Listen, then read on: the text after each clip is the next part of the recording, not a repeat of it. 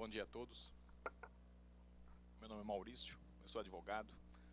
Eu advogo para algumas escolas e conheci a Márcia numa situação inusitada, porque com a publicação da Lei do Estatuto do Deficiente, várias escolas estavam demandando que nós comentássemos, explicássemos as consequências que a lei estaria trazendo para as escolas.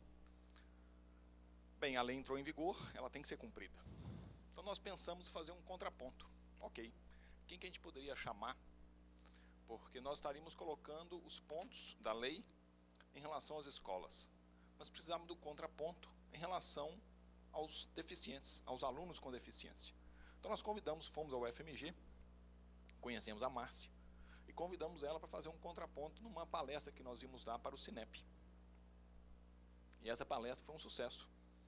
E a partir daí, estamos desenvolvendo uma parceria juntos. A Márcia, com toda a experiência que ela tem,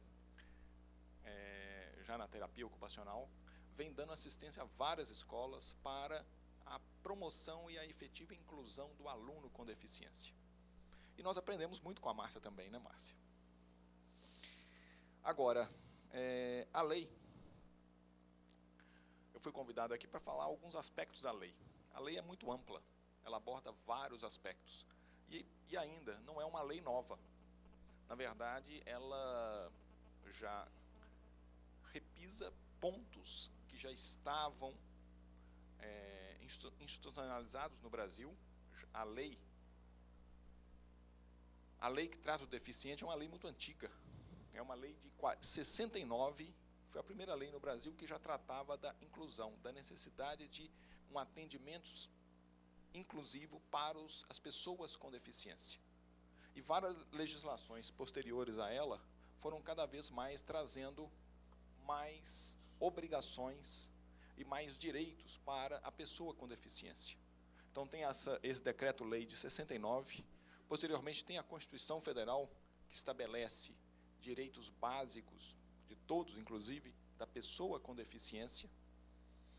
Posteriormente, logo após a promulgação da Constituição, que foi em 88, nós temos a Lei Federal 7.853, que também traz outros direitos, outras obrigações que a sociedade como um todo, o Estado como um todo, tem que cumprir para permitir a efetiva inclusão da pessoa com deficiência. Posteriormente, nós temos a LDB, que é a Lei da Educação, de 96, que também, mais uma vez, reforça a questão da pessoa com deficiência, da inclusão do aluno na sociedade. A lei trata não só criando a educação especial, mas também trata da necessidade de inclusão do aluno com deficiente na educação regular, na educação básica regular. Temos o Decreto Federal de 2009. O Brasil participou de uma convenção internacional, assinou um tratado internacional em Nova York, tratando dos direitos das pessoas com deficiência, e esse tratado foi tornado lei através da promulgação do Decreto Federal de 2009, e esse decreto, inclusive, que ratifica essa convenção da qual o Brasil participou, é a base do atual Estatuto do Deficiente, a Lei 13.146. Ela, na verdade, se baseia fundamentalmente nessa convenção que foi assinada pelo Brasil, já tratando todos os direitos, não só em relação à educação, mas também em relação a todos os outros aspectos da pessoa como um todo, da vida, da saúde, da educação, ou seja, da efetiva inclusão da pessoa com deficiência. Aqui são alguns julgados, mas eu vou deixá-los para comentar no final. Muito bem. A lei, ela traz várias obrigações. Um ponto que eu comento muito quando eu comento a lei do deficiente, um ponto importante, é que o Estado do brasileiro, como um todo, ele sempre cria soluções. Só que ele não pensa como implementar essas soluções. Então ele cria obrigações. E através a lei do deficiente, ela cria inúmeras obrigações. Cria obrigações para o Estado também. Mas especificamente no ponto da educação, ela cria obrigações para terceiros. E não trata, basicamente, de quais obrigações o Estado tem que implementar para permitir a efetiva inclusão da pessoa com deficiência. Tanto nas escolas públicas como nas escolas particulares, foram criadas inúmeras obrigações para permitir a inclusão. Eu não sou contra essas obrigações, mas o Estado não dá o suporte necessário para a efetiva inclusão dessa pessoa, do aluno com deficiência. Muitas obrigações o Estado teria que suportar, teria que cumprir em paralelo para permitir a efetiva inclusão. E isso a gente não verifica. Mesmo nas escolas públicas em Minas Gerais, onde a inclusão tem sido feita de uma forma mais efetiva, mas ainda assim falta muito do Estado para permitir essa inclusão. Porque a inclusão dentro de sala de aula é uma coisa. Isso é muito simples, colocar o aluno com deficiência dentro de sala de aula é simples. Mas o aluno, para que ele seja efetivamente incluído, precisa de todo um suporte, também fora de sala de aula. Só as pessoas que têm condições financeiras, normalmente, é que dão essa assessoria, esse suporte para essa criança.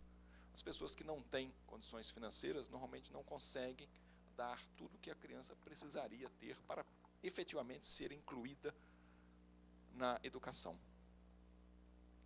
A lei, ela trata de algumas obrigações.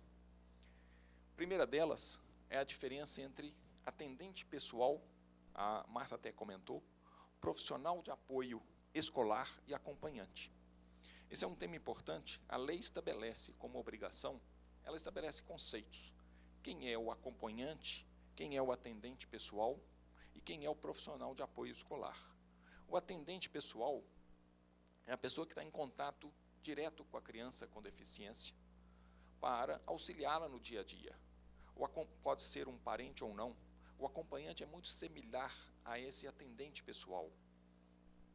A diferença, se não me falha a memória, o acompanhante ele pode ser ou não familiar. O atendente não, é uma pessoa que auxilia a criança no dia a dia dela.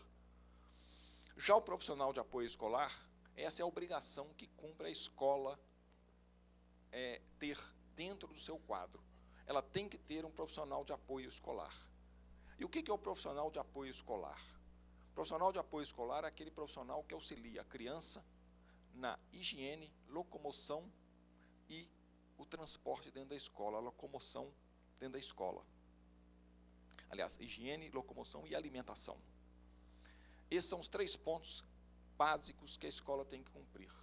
E é importante que quando ela define o profissional de apoio escolar, ela exclui as técnicas específicas de profissões regulamentadas, como, por exemplo, terapia ocupacional, fisioterapia, psicologia. Isso não está incluído nas obrigações, essas técnicas não estão incluídas nas obrigações do profissional de apoio escolar. O profissional de apoio escolar ele tem que cumprir essas obrigações básicas: locomoção, higiene e alimentação. Então, as escolas, porque isso, na verdade, é um ônus para as escolas. Mas ela pode simplesmente incluir isso na mensalidade e repartir entre todos os alunos. Bem, é o que as escolas estão fazendo hoje. Mas isso acaba repercutindo em toda a população escolar. Então, esse é um dos pontos trazidos pela lei, que traz uma confusão. Na verdade, a obrigação ela se limita a isso, mas ela não inclui, por exemplo, a pessoa que eventualmente precise acompanhar o aluno com deficiência dentro de sala de aula. Uma pessoa, um tutor para o aluno dentro de sala de aula. A lei não traz isso como uma obrigação da escola. A escola ela tem essa obrigação de ter esse profissional, mas não um tutor. Nas discussões, Márcia até colocou em algumas outras palestras, que é o que se discute hoje. Hoje, o aluno com deficiência, isso entra até em uma pequena discussão em relação à lei específica do autismo, porque a lei do autismo, ela traz uma obrigação a mais de ter uma pessoa para acompanhar o autista, dentro ou fora de sala de aula. Então, se existiria um conflito dessa necessidade com as obrigações estabelecidas pela lei, o Estatuto do Deficiente. Eu acho que vocês, como terapeutas ocupacionais, eu tenho falado isso para todas as escolas, é um profissional importante para orientar as escolas de como o profissional deve atender a criança. Hoje, nas escolas, é um problema que nós vamos ver um pouco mais na frente, as crianças, elas não são deficientes, só são deficientes quando precisam de alguma demanda. Os pais, o preconceito que existe em relação ao aluno com deficiente, eu falo que todos nós, a pessoa deficiente, nós temos um preconceito. Inclusive os pais das próprias crianças têm um grande preconceito em admitir isso. Então, o que acontece? As crianças entram na escola, nenhuma delas é deficiente. Só é deficiente quando demanda da escola uma obrigação que precisa ser cumprida.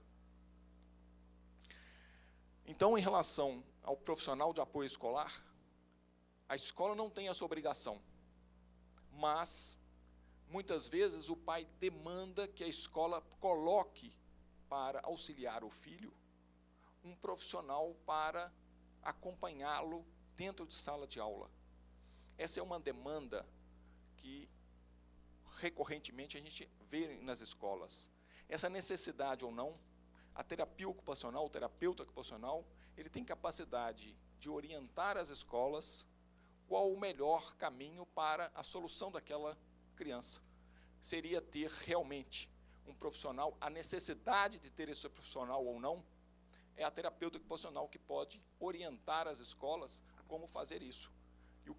E o ponto importante é que, normalmente, esse profissional, ele pode acabar dependendo e não permitir que a criança tenha a sua autonomia. Oi?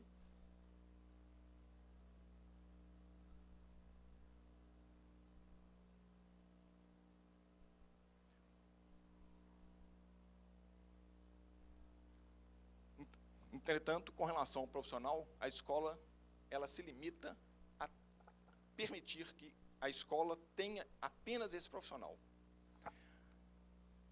Projeto pedagógico, respeito às normas disciplinares. O projeto pedagógico, esse é um tema colocado agora, as escolas precisam incluir dentro do seu projeto pedagógico a forma de melhor atender também o aluno com deficiência. Hoje as escolas têm uma demanda, porque a lei, uma vez editada e promulgada, ela tem que ser cumprida. Não tem aqui que se discutir se esse é o melhor caminho ou não. Pode até se discutir para mudar a lei, mas uma vez editada a lei, o que nós temos que fazer é tentar cumprir da melhor forma possível. Então, a inclusão, ela terá que ocorrer de qualquer forma. Então, a terapia ocupacional é um auxiliar para as escolas no desenvolvimento do projeto pedagógico, ou seja, quais as medidas podem ser implantadas dentro das escolas para permitir a efetiva inclusão do aluno com deficiência. No projeto pedagógico devem ser desenvolvidas as medidas que têm que ser implementadas pelas escolas para permitir essa inclusão.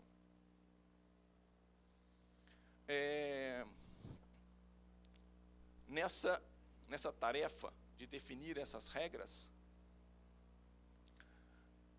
o ponto importante é verificar as medidas que possam ser adotadas dentro da escola, porque um dos pontos são as mudanças que as escolas têm que fazer para permitir que a inclusão ocorra efetivamente. Uma das regras determinadas, uma das obrigações da lei, são as adaptações necessárias que todas as escolas precisam implementar para permitir a inclusão. Muitas adaptações, a lei estabelece que são as adaptações razoáveis. O que seriam as adaptações razoáveis? São aquelas que não oneram excessivamente as escolas, ou dentro, pelo menos, do razoável. Essas alterações, elas têm que ser analisadas caso a caso.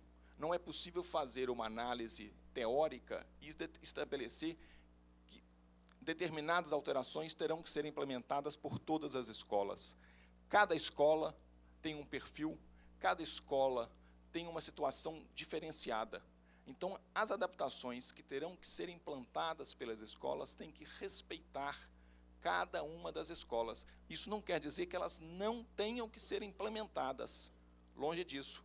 As escolas terão que fazer, mas as adaptações terão que ser feitas gradativamente, de acordo com as condições que cada uma das escolas possua.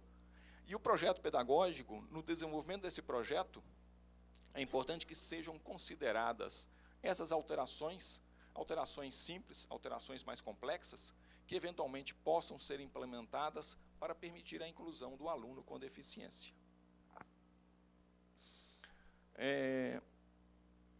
Respeito às normas disciplinares. Esse é um outro tema que tem sido colocado nas escolas, porque os alunos, não só os alunos com deficiência, mas os alunos em geral hoje, têm uma dificuldade enorme de respeitar as regras das escolas, ou seja, os limites, eles não são estabelecidos de uma forma clara. Mas tratando do aluno com deficiência, muitas escolas ficam muito preocupadas em estabelecer limites e isso acabar, digamos, ofendendo direitos dessas crianças com deficiência. Esses limites, o que tem sido colocado podem ser estabelecidos ou não. Como a escola deve fazer para estabelecer esses limites? Em princípio, toda pessoa tem que ter limites e tem que respeitar os outros. E os alunos com deficiência não estão excluídos desses limites. É importante que no desenvolvimento desse projeto e nas regras que sejam implantadas dentro da escola, que os alunos com deficiência também respeitem os demais, respeitem esses limites, e a escola tem que impor a eles essas situações. Porque na escola, nós tratamos de todos os alunos, não são apenas os alunos com deficiência. Quando nós levamos o aluno com deficiência para dentro do ensino regular, nós tratamos dos alunos, vamos dizer, os demais alunos, que não são considerados deficientes, e também os alunos com deficiência. Os direitos são de todos.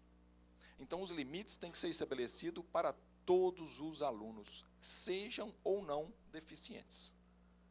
Esse é um dificultador, porque os pais, criança que chega na escola, morde o colega, ou que todo dia agride o seu colega do lado.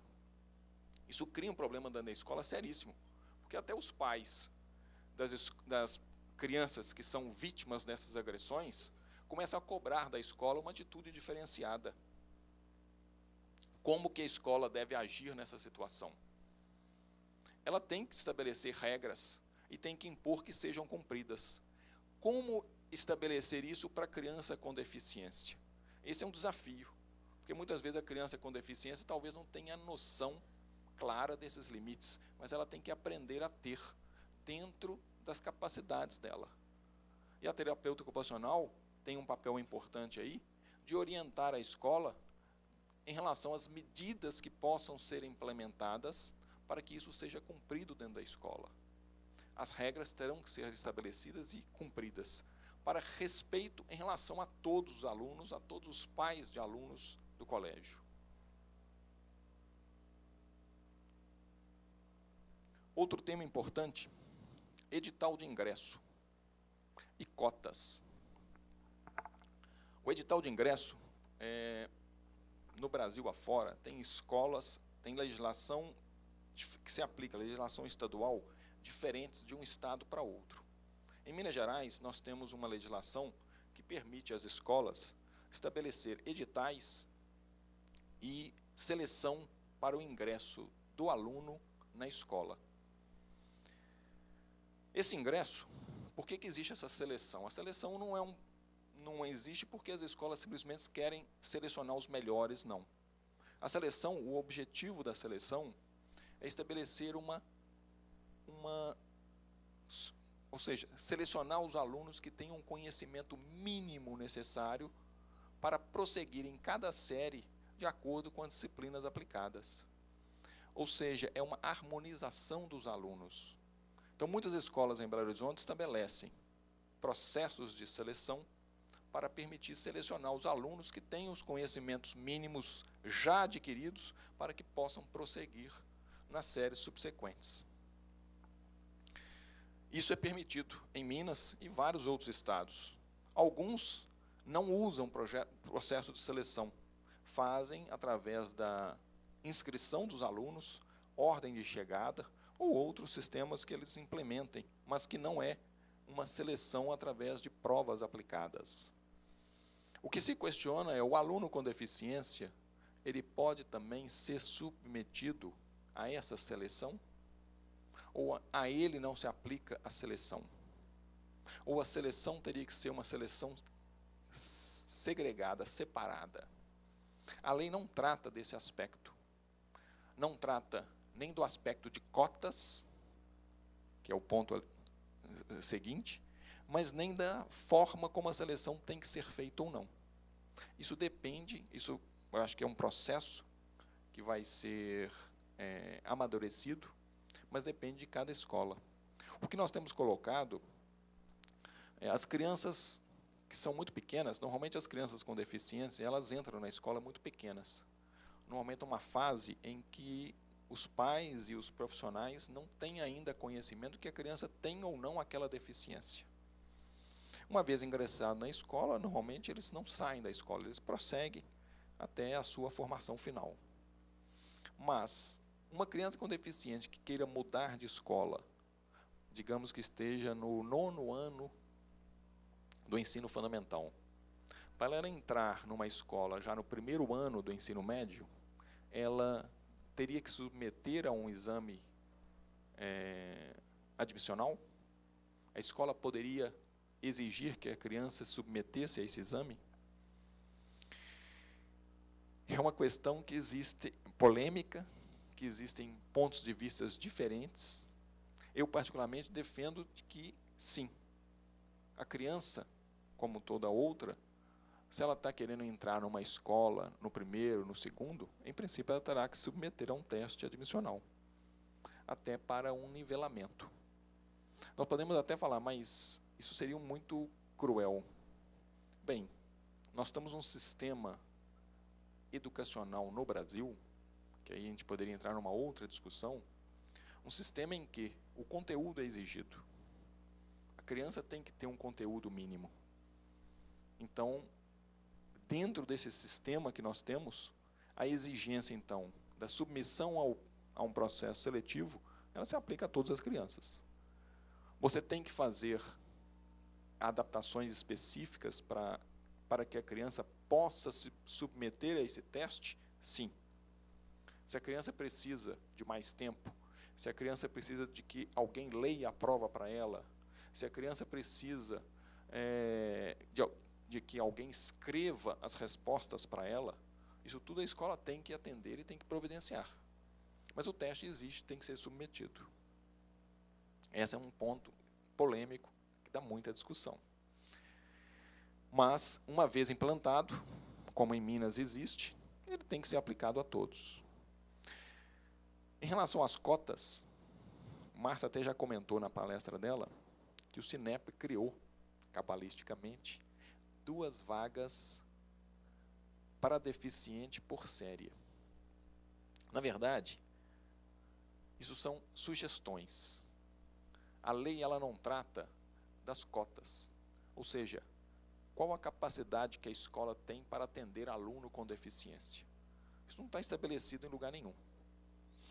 Diferentemente, por exemplo, dos concursos públicos, onde hoje é estabelecido cotas para que sejam reservadas vagas específicas para as pessoas com deficiência, na legislação o Estatuto do Deficiente, na parte da educação, não existe nada estabelecido em relação ao número de alunos com deficiência que a escola tem que admitir.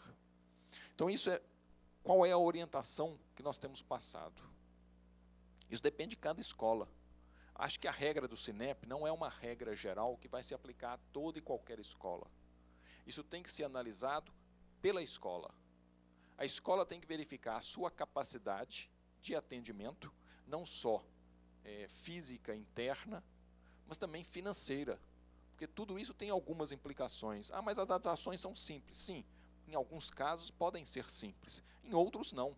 Só que a escola não pode selecionar o deficiente que ela quer atender, ela vai atender o que vier.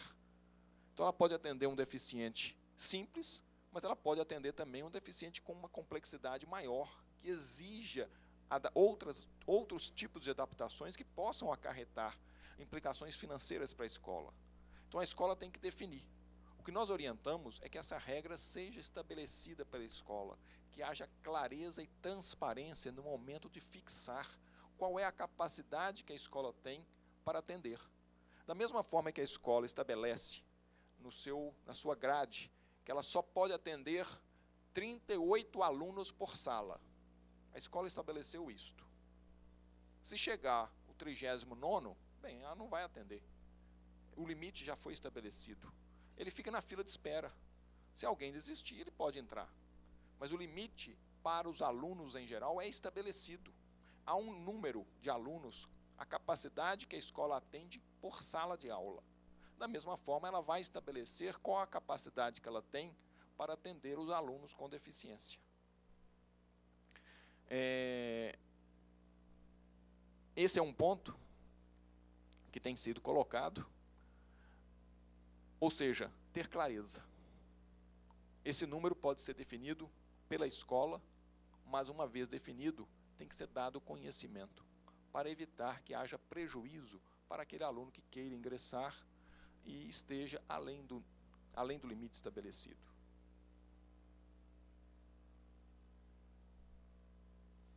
Eu vou passar mais rápido, porque já me sinalizaram ali.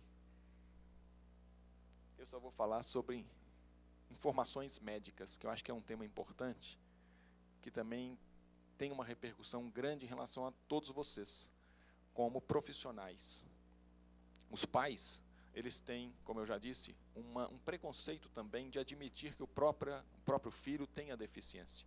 Normalmente omitem informações sobre a deficiência do filho.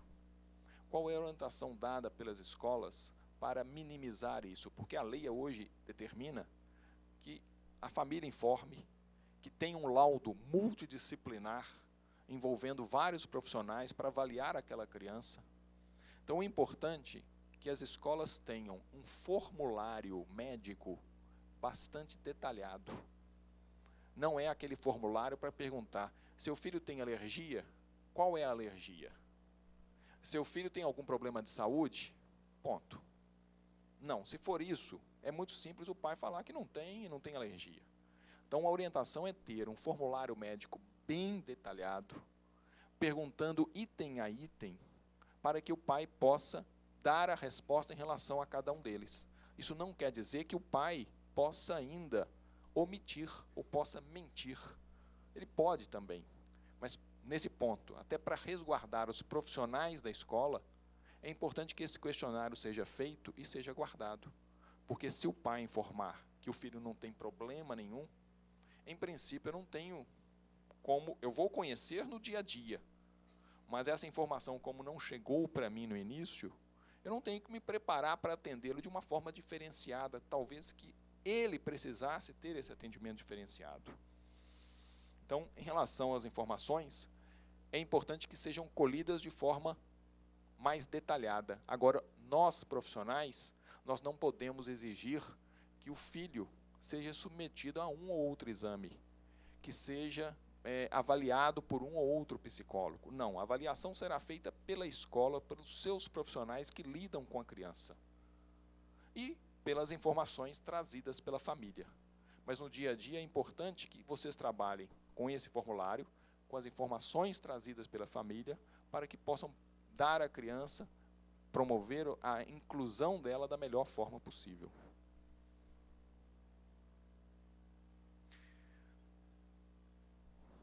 Redução das barreiras, eu já comentei rapidamente, mas é uma obrigação das escolas promover todas as adaptações, dentro do que é razoável. E é importante orientar que existem muitas adaptações extremamente simples e sem custos, que a escola pode promover. Mas, além delas, muitas outras também têm que ser implementadas para permitir a inclusão.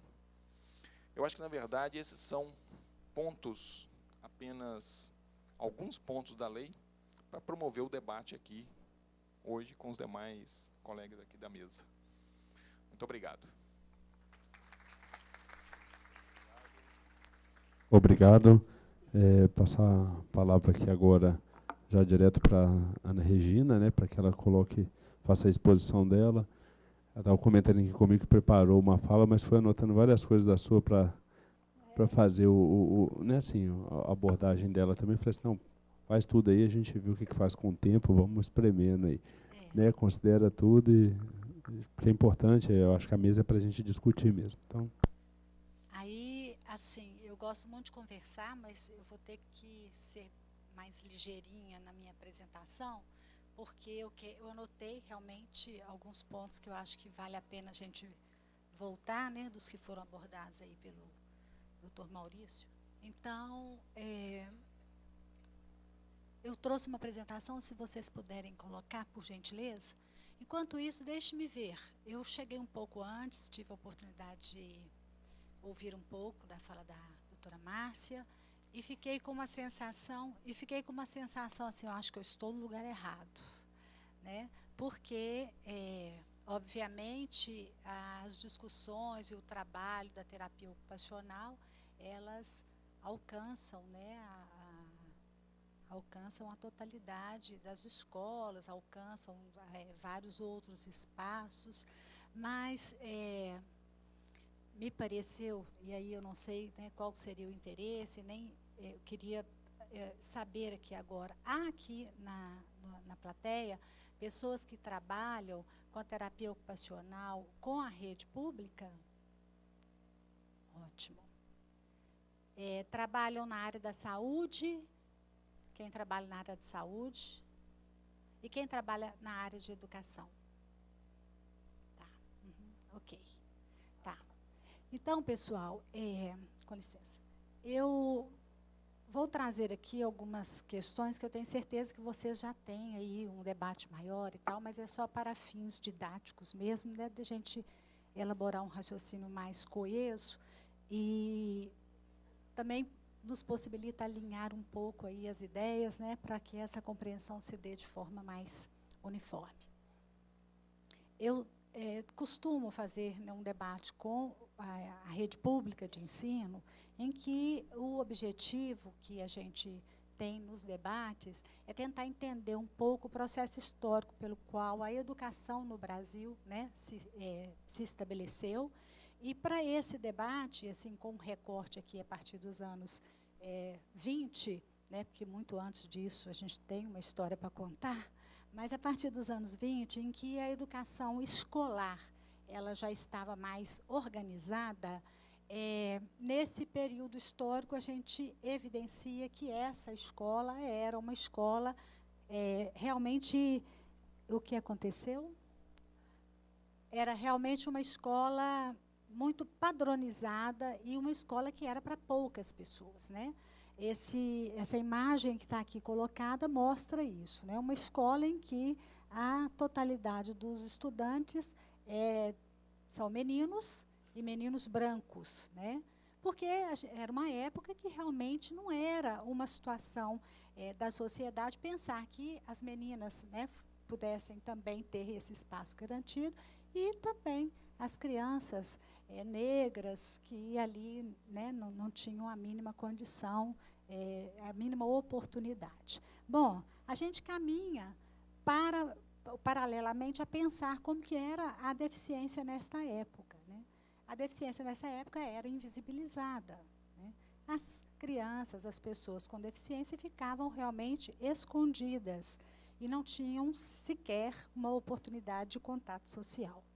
Bom, o processo histórico nos mostra, né, que a gente vem evoluindo.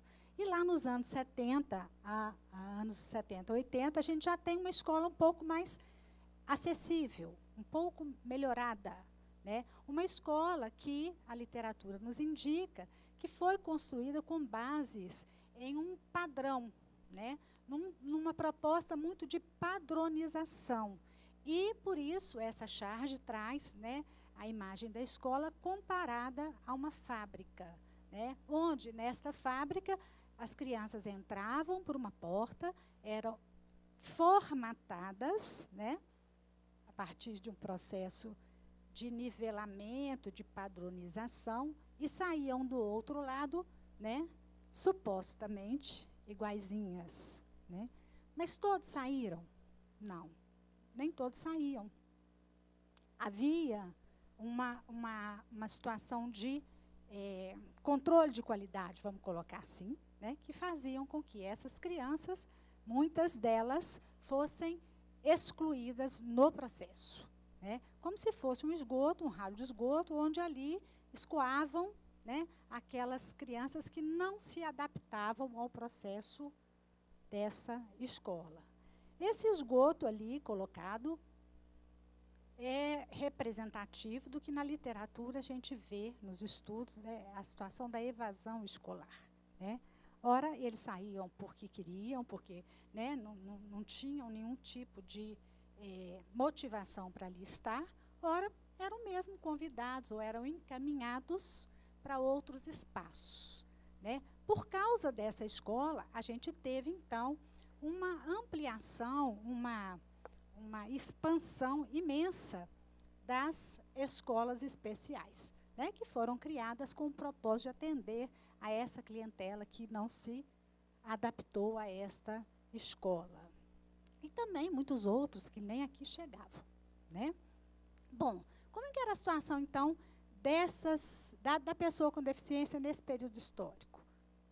Era uma situação de um universo paralelo, né? As escolas especiais estavam sendo criadas, havia ali uma possibilidade de um atendimento, então eles ficavam em outros espaços e, por causa disso, inclusive, né, o convívio não era possibilitado, né? Então, esse processo histórico conta para a gente, né, que hoje, né, em 2000, nos anos 2000, mas começando no século passado, a nossa sociedade começou a fazer um debate, né, muito importante, motivado, inclusive, pelos movimentos sociais, né? A discussão lá da Constituição, né, que tem toda um aspecto, né, de garantia de direitos, de elevação das pessoas à condição de cidadania, traz para o âmbito da escola, né, para o âmbito da área da educação, um desafio imenso, né? Nós tivemos que mais um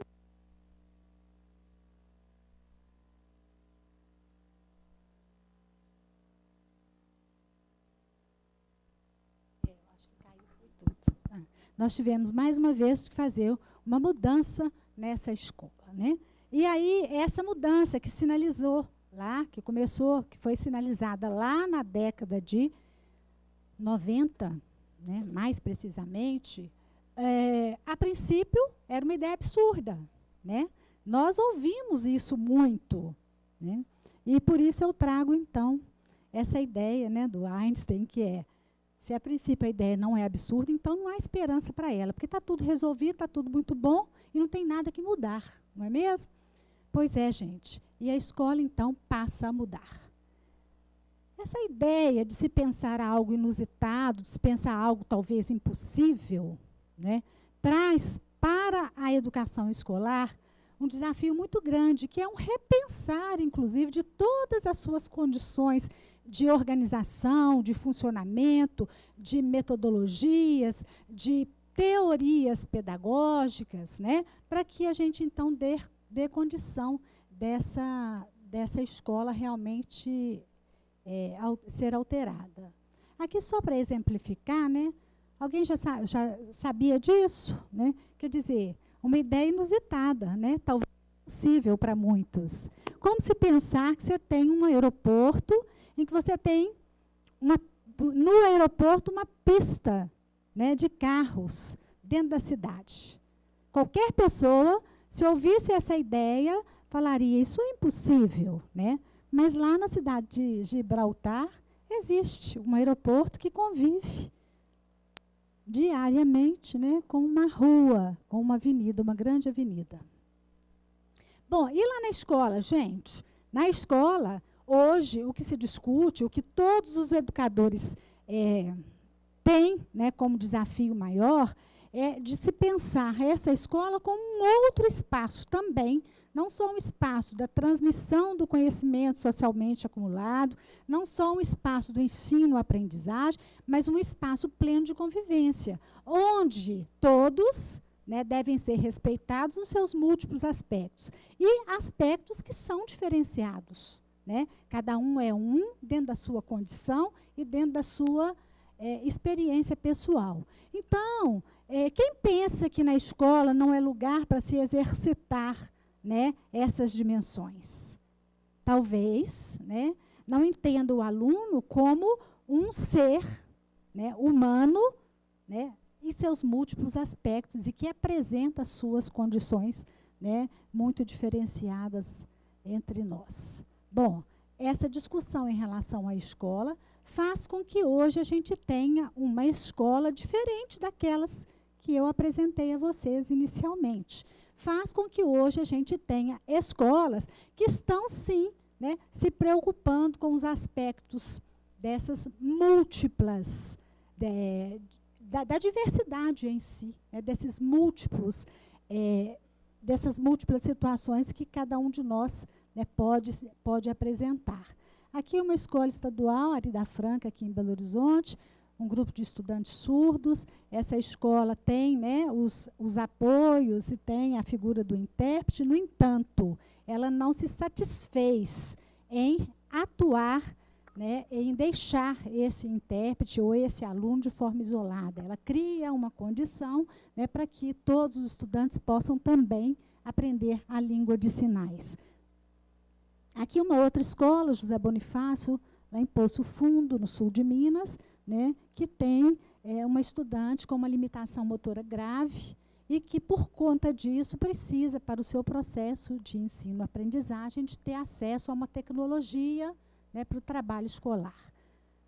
Bom, esse movimento histórico que a gente viu aqui rapidamente, ele só foi possível porque a legislação brasileira e a educação especial, né, em se tratando da pessoa com deficiência, teve, então, uma reorganização.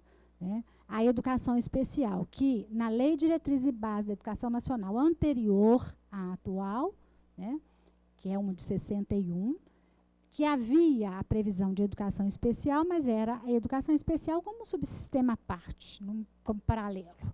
E agora, né, é a nova LDB, que não é tão nova assim, mas que né, que traz a educação especial como uma modalidade de ensino e que orienta as escolas a organizar a sua proposta político-pedagógica, né, e prever nessa proposta político-pedagógica os atendimentos educacionais especializados. Né? Aqui, a partir dessa LDB, muitos outros documentos foram sendo publicados, muitas discussões, né, foram feitas ao longo desse processo, e a atual que a gente tem, que é uma resolução 4, que ela é de 2009, é uma resolução que vai tratar do atendimento educacional especializado. Né? E o atendimento educacional especializado trazendo uma indicação, inclusive, de onde ele ocorre, como ele é feito, com que tipo de profissional, com toda um detalhamento importante para a organização da escola. Então, o AEE, né, é previsto aqui por essa resolução, e essa resolução, inclusive, traz, num artigo, as atribuições dos profissionais, né, dos professores do atendimento educacional especializado, tá? Então, ao tratar do atendimento educacional especializado, a legislação sinaliza para as escolas que a educação especial, enquanto uma modalidade, enquanto um conjunto de recursos e serviços educacionais especializados, organizados para estar disponível ao aluno com deficiência, com transtorno global do desenvolvimento, com altas habilidades de superdotação, porque esse é o público da educação especial, né? Ele, então, será ativado à medida da necessidade desse estudante. E, por isso, esse professor de IAEE tem, né, que ter um plano de trabalho que é individualizado por estudante. Tá?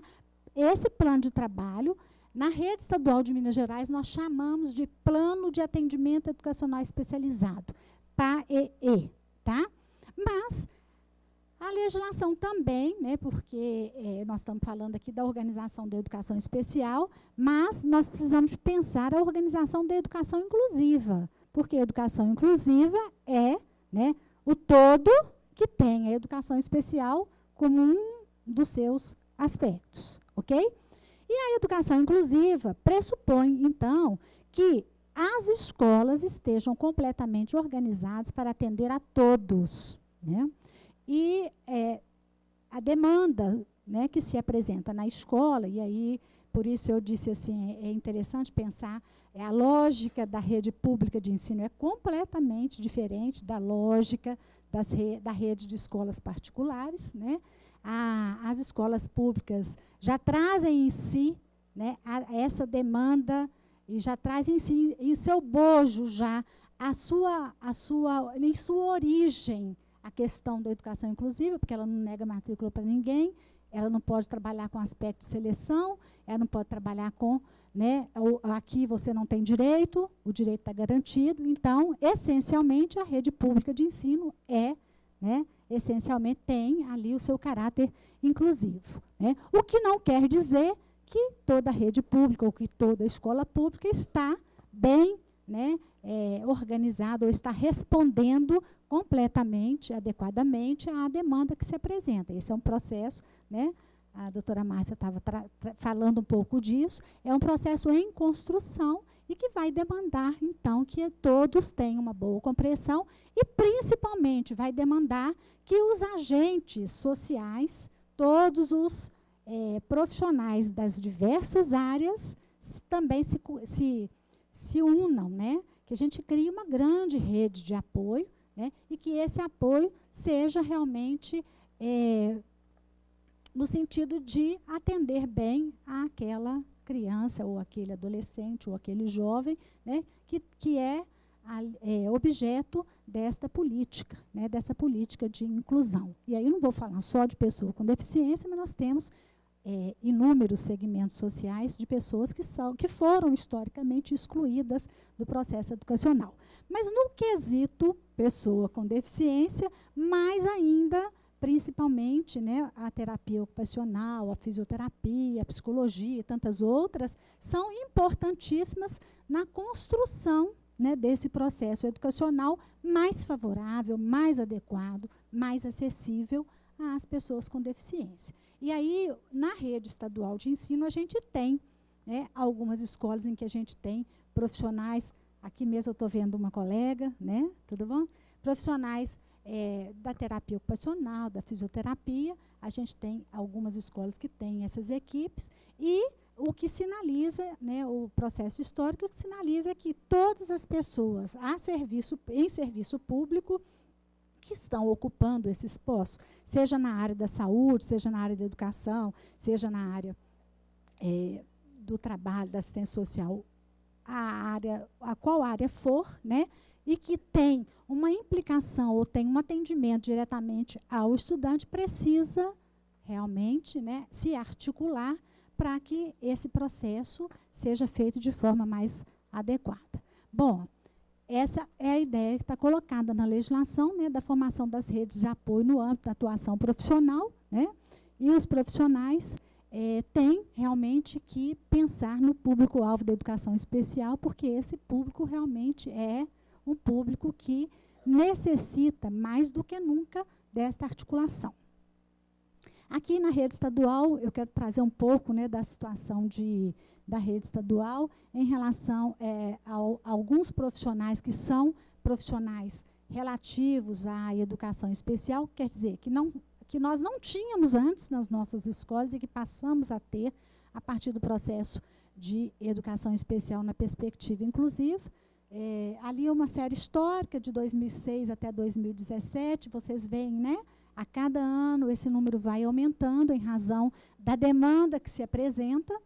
E a primeira coluna ali são dos intérpretes de Libras, a coluna mostra, né, um avanço. Hoje, em 2017, nós temos na ordem de 1.004 profissionais que fazem a interpretação, né, e a tradução da língua brasileira de sinais nas escolas. A segunda coluna é a coluna referente ao apoio à comunicação, linguagens e tecnologias assistivas, que na rede estadual, né, é diferente de algumas redes, né. Aí, na rede estadual, respondendo um pouco a questão colocada, nós temos a figura desse professor, que é aquele que dá o apoio pedagógico, tá, na sala de aula. Mas nós delimitamos esse apoio pedagógico às condições de acessibilidade na comunicação, por isso que o nome grande já quer dizer disso, né? É um apoio para aquele aluno que tem uma limitação na comunicação, né, que não faz uso da linguagem oral. É um apoio na comunicação para o aluno que vai necessitar de comunicação alternativa. É um apoio também para o aluno que vai necessitar do uso de algum tipo de tecnologia assistiva, principalmente a tecnologia para essa comunicação.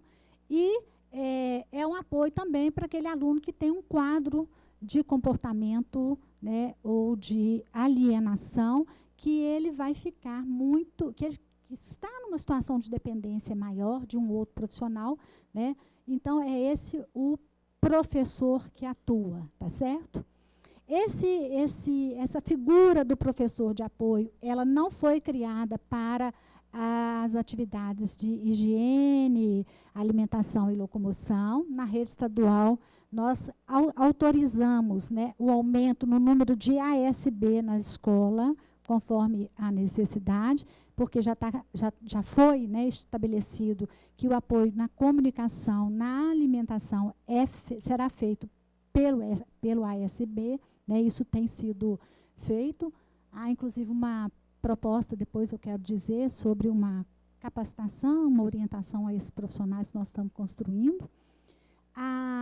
O professor de sala de recursos, é o professor de AE, que é esse que vai atender o estudante no outro turno, né, que vai fazer a complementação da sua carga horária, que vai estabelecer com esse aluno um atendimento relativo às suas condições de acessibilidade. Não é reforço escolar, não é professor individual, assim, nem o de AE, nem o de apoio, tá? Então, é aquele que vai também trabalhar na adaptação de material, é aquele que vai orientar o professor nas flexibilizações que são necessárias, é o professor de AI. E o guia intérprete, que a gente tem pouquíssimo, mas porque é uma situação, né, para apoiar alunos que têm quadro de surdez e cegueira ao mesmo tempo, então realmente são poucos os que chegam na nossa rede. Aqui eu trouxe também um dado da educação especial em termos de matrícula, tá certo? É também uma série histórica que mostra para a gente que a educação inclusiva está avançando, né, avançando muito, e a educação exclusiva, que é a matrícula em escolas especiais, diminuindo, não na mesma proporção, né? O avanço da matrícula da educação inclusiva é muito maior do que a diminuição da educação exclusiva, mas a educação em escolas especiais também apresenta uma redução, tá? Isso mostra para a gente, né, que lógico que havia estudantes que não estavam nas escolas, né, ou que não saíam, talvez, lá dos anos iniciais das redes municipais. Aqui é só um um exemplo, né, de tecnologias e recursos de acessibilidade que já estão disponíveis nas escolas. É só para mostrar para vocês, né, que a gente está fazendo e que vocês podem colaborar muito também, né? São materiais colhidos, né, aqui são fotos de internet, né, gente? Mas a gente tem essas fotos de trabalhos nossos das escolas. Dizer sobre essa necessidade e esse chamado que as escolas fazem, essas são as orientações da rede para essa formação de redes de apoio locais, né, que as escolas são abertas, sim, elas precisam, né, do apoio dos diversos profissionais, né, a atuação intersetorial, ela já é colocada em todos os documentos da rede estadual, ela é muito promovida, né, e a gente sabe que tem aí profissionais que já fazem essa articulação. A gente tem uma dificuldade, talvez, na questão tempo, na questão movimentação, na questão dessa possibilidade dessas reuniões acontecerem, mas a nossa orientação é principalmente para que essas articulações ocorram através de estudos de casos, né? Porque a gente tem que realmente partir do estudante que é apoiado pelos profissionais. Aqui eu não vou me deter, mas eu vou dizer, vou me deter apenas na questão da avaliação, né? A avaliação da deficiência no âmbito da escola, ela é realmente prevista, né, na LBI, e ela diz que ela é necessário ser feita por uma equipe multiprofissional. Ela vai contemplar, né, o aspecto biopsicossocial do estudante, né, e ela já está toda pensada nesta ordem. Para nós é importante lembrar que a nossa orientação aos professores é de que compete aos profissionais da educação a avaliação pedagógica do estudante e que essa interface com os outros setores deve ser feita sempre a partir de estudos de caso e através de relatórios, né? Porque aí cada um dentro da sua área de conhecimento e a partir dos seus códigos de ética vão contribuir com esse estudante. Nós temos uma implicação muito grande em relação à avaliação, aos diagnósticos médicos. A rede estadual, ela orienta as escolas a não indicar a deficiência do estudante se a família não, né, indicou isso através de um relatório médico, ou de um laudo, ou de alguma sinalização da área de saúde. Entendemos que a avaliação pedagógica é nossa e ela promove essa articulação a partir do diagnóstico do estudante, né? Aqui uma ideia de quais cuidados nós precisamos, né, oferecer aos estudantes, tanto nos aspectos da avaliação, quanto nos aspectos de apoio às escolas, às famílias, a capacitação dos educadores e a perspectiva do estudo de caso e orientações específicas para cada caso. Aqui está a apresentação da rede, e se eu ainda tiver um minutinho, eu gostaria de, para a gente bater aqui, né, um papo mais integrado, fazer algumas ponderações em relação a como que a rede já está pensando, como nós já a partir dessas provocações da legislação, principalmente da LBI, como que nós estamos entendendo algumas questões. A primeira questão que eu acho que é importante a gente dizer é que o Estado de Minas Gerais tem uma resolução, que é a Resolução 460, que é do Conselho Estadual. Essa resolução, ela trata da educação especial para todas as redes, né? E nessa resolução já tem um detalhamento, né? Já tem ali algumas orientações para as escolas de Minas Gerais, né? 460, ela é de 2013, tá? E além dessa resolução, além de trazer quais são as necessidades que as escolas, todas elas têm, né, que ter para organizar a educação especial inclusiva, ela traz também algumas, já nomeando alguns profissionais com algumas indicações para esse trabalho e tudo mais. E ela traz um outro aspecto, que é essa discussão em relação à flexibilização curricular, que ela é importante, né? Principalmente vocês que não são da área, que podem ler. Além dessas, a gente tem também alguns outros documentos que nós fizemos para a nossa rede, que resguardadas, né, as proporções do trabalho de vocês, também podem contribuir, né? Na rede estadual a gente tem um documento chamado Guia de Orientação da Educação Especial, e a gente tem lá algumas discussões em relação à avaliação, à questão da flexibilização curricular, né? E em relação principalmente a essa questão da escola particular, né, que é dada, essa discussão é muito nova e eu tenho certeza absoluta, né, que é uma situação preocupante, que todos das escolas particulares têm se debruçado muito, mas assim, é para nós da rede pública um outro ponto de vista, tá, gente? Porque todo ponto, né, pode ser visto de vários pontos, e a gente tem então que aproveitar essas oportunidades para poder dizer disso.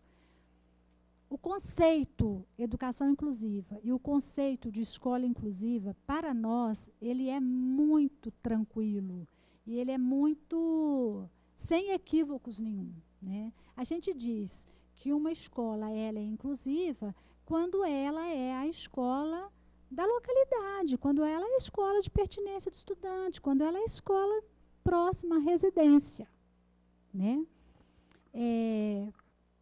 E esse movimento que a gente sabe que existe na sociedade, que é das famílias que podem escolher uma outra escola, que podem pagar para uma outra escola, que buscam determinadas escolas, né, particulares para matricular seus filhos, o viés que se tem que entender é: bom, se ele não tivesse deficiência, eu estaria buscando essa escola? Então, essa pessoa que tem deficiência também, né, essa escola também serve a esse meu filho que não tem deficiência, né, fazendo o raciocínio análogo.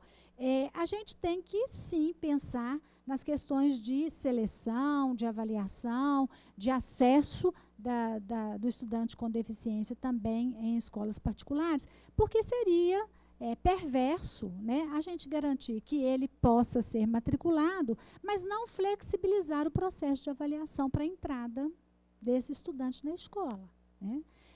Não só a questão das condições de flexibilização em relação aos recursos de acessibilidade à comunicação, aos recursos de acessibilidade ao espaço, né, da prova, mas também pensar essa flexibilização e essa adaptação no âmbito, no nível do conhecimento, né? Porque a gente sabe que as pessoas com deficiência intelectual, elas aprendem, mas elas aprendem num ritmo mais lento que as pessoas que não têm deficiência. Então, o momento da prova, ele também precisa ser, né, para essa avaliação, ela também tem que ser pensada sobre o aspecto da acessibilidade ao conhecimento. Perfeito. Eu acho que isso é importante, tá? Eram essas as considerações, acho que a gente pode abrir, né? Okay, a gente está com atraso, a gente depois faz um almoço de 10 minutos, né? Enfim, não, acho perfeito. Né, tá pegando da fala dele ali, ele já coloca como profissionais de apoio, e aí, assim, eu que não atuo na área, né,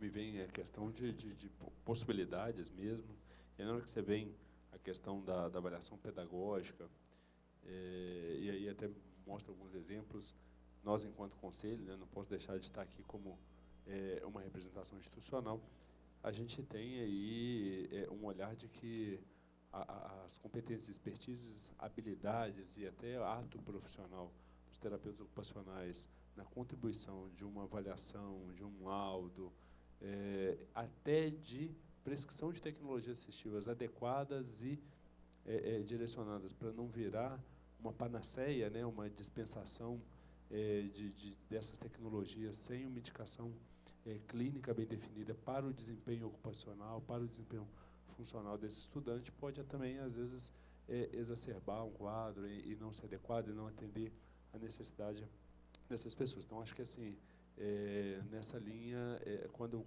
a convidei a Ana Regina, eu ainda falei assim, olha, o CREFITO quer depois a gente sentar, conversar, porque a gente pode fazer uma parceria muito grande e contribuir até, né, porque a gente tem muito receio, e às vezes até por desconhecer e não traçarmos diretrizes conjuntas, principalmente com salas de recursos, né, onde você tem pedagogo atuando nessas salas e uma interface às vezes muito estreita.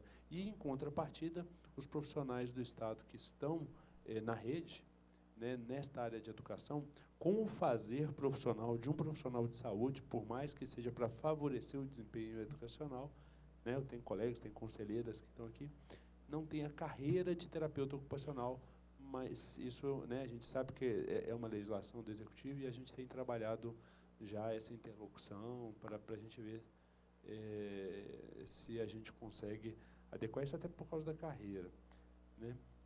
Então, assim, eu não sei se o doutor Maurício quer complementar alguma coisa antes de a gente abrir dentro do que ela posicionou, sim?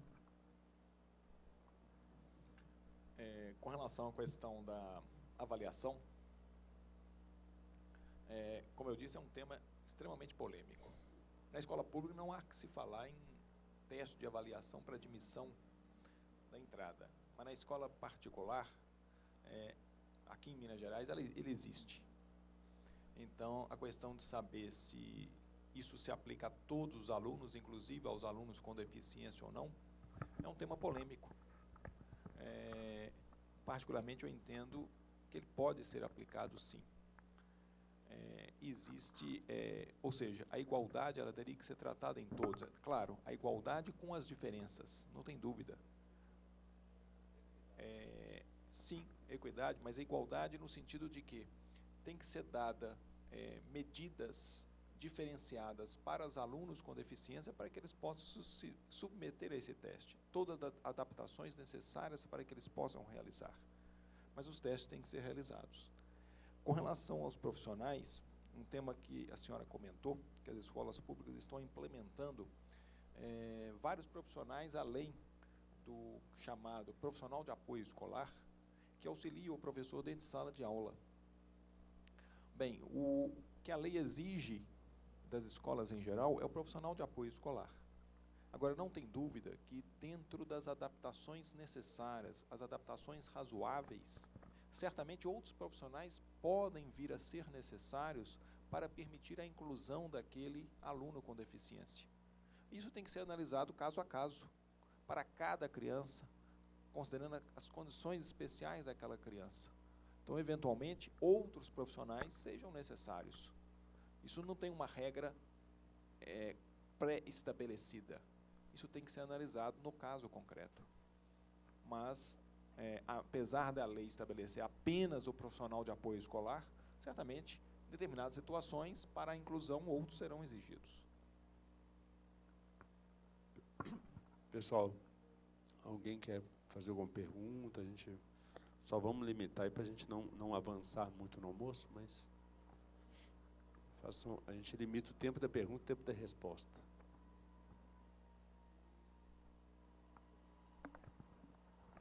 Doutor Maurício, eu gostaria que o senhor me esclarecesse essa questão do direito, entre aspas, das escolas particulares de limitarem a sua condição de atendimento em termos de número de aluno por sala, por série. Eu venho de uma realidade onde as escolas particulares do meu município, todas elas já têm 1 ou 2 alunos com deficiência em cada sala. E aí existem, e essa demanda crescente, principalmente, né, do TEA, que a gente tem visto, então os familiares procuram as escolas e a escola diz para essa família, não tenho condições de atender, já tenho 2 alunos, já tenho 1 aluno, não posso te atender. Tendo essa família o direito de proporcionar a essa criança, né, a educação, né, a nível da escola particular, qual é o direito da escola, qual é o direito da criança? A família tem como entrar com medidas judiciais para obter esse direito? Como que é isso? Como que fica essa relação?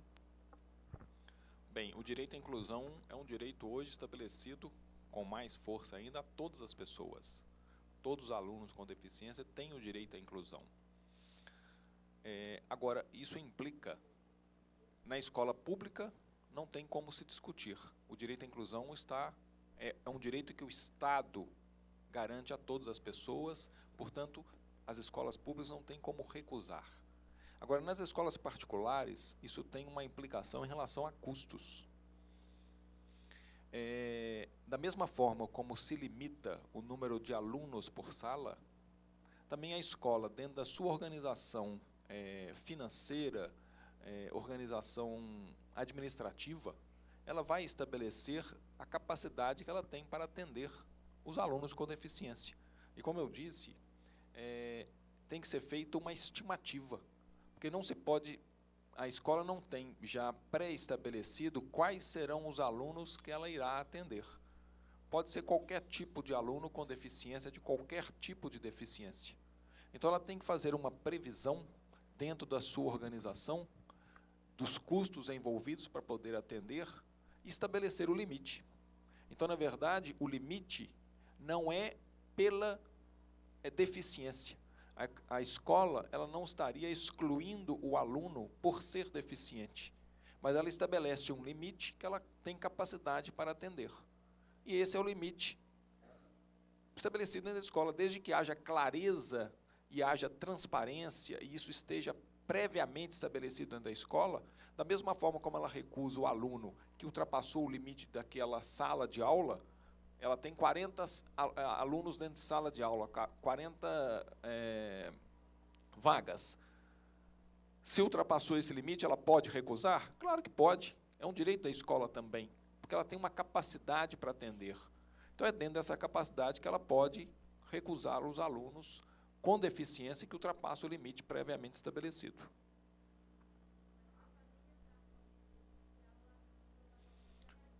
Não vou dizer que provavelmente ganharia ou perderia. Nós não podemos também pressupor, só porque é assegurado um direito, que esse direito vai ser assegurado em qualquer situação, em qualquer hipótese. Se uma aluna típica, vamos dizer, uma aluna que não tenha deficiência, mas que extrapola o limite de vagas da escola particular, se ela entrar com a medida, ela vai ganhar? Mas ela tem direito à educação. Ela vai ganhar? Claro que não.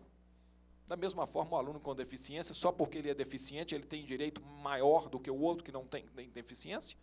Também não. Então, não quer dizer que nós não podemos aqui falar que entra com a ação que ele ganha. Não, não é assim.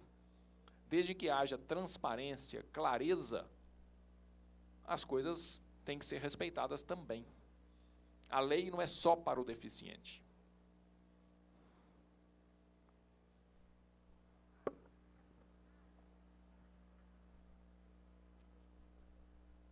De 20 anos nesse processo, hein, Márcia? De 5 a 20.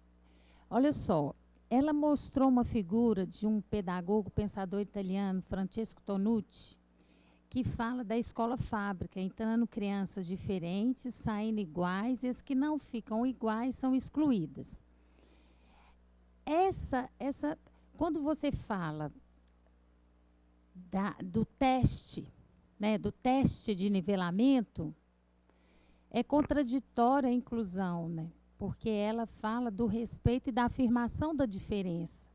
Então, nem todos os alunos sabem as mesmas coisas. E a criança com alguma deficiência, né, que a gente ainda tem que usar esses adjetivos, ela vai escancarar essa diferença. Então, ela ser submetida a um teste, o fato apenas de ter adaptações razoáveis, né, tipo, ele precisa de um plano inclinado, de uma lupa, de um acionador no computador, não significa que ele está apto a fazer aquele teste.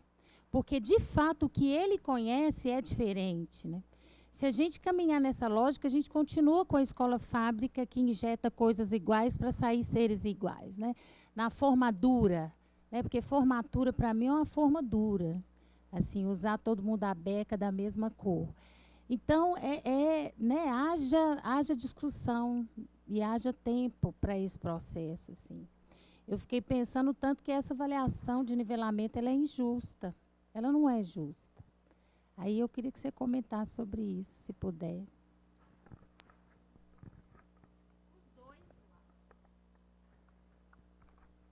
Ai, que bom. Aí dá a chance da gente falar enquanto profissional da educação, né? Enquanto profissional da educação, as discussões que fazemos é que as classes não são homogêneas, né?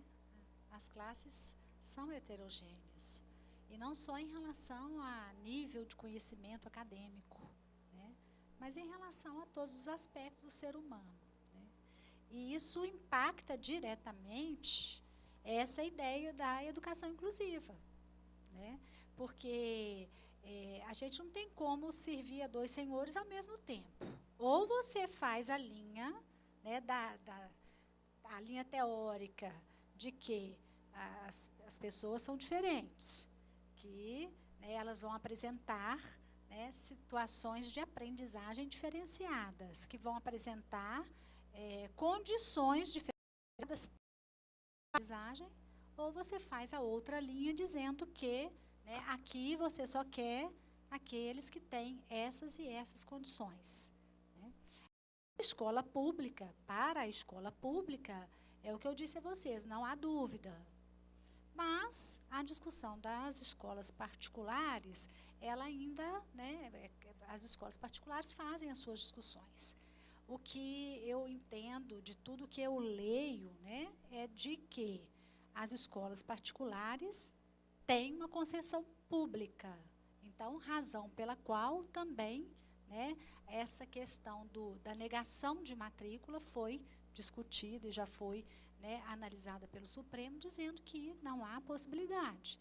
A escola, né, não há possibilidade de negar matrícula, também as escolas particulares. E não há possibilidade, inclusive, de cobrar separado. Né? O viés político ou filosófico a que essa decisão foi embasada é muito próximo disso. Qual é a proposta da educação? Perfeito. Gente, mais uma. Você quer falar alguma coisa?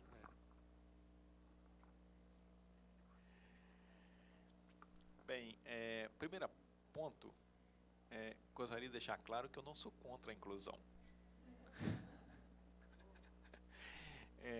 Na verdade, eu não posso, acho que preconceito, não posso negar, acho que todos nós temos, eu tenho.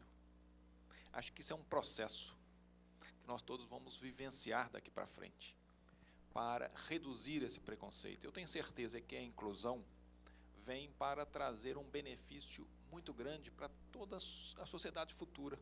Acho que meus filhos e os filhos dos meus filhos certamente terão uma visão muito mais humanizada do que a que nós temos hoje. Agora, a questão que você comenta especificamente em relação a processo seletivo, olha, é uma discussão muito maior do que simplesmente fazer ou não fazer a prova. O Enem. O Enem existe. Todas as crianças, ao final do ensino médio, têm que fazer Enem.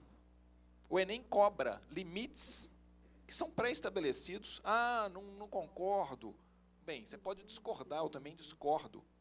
Mas o que está estabelecido é isto.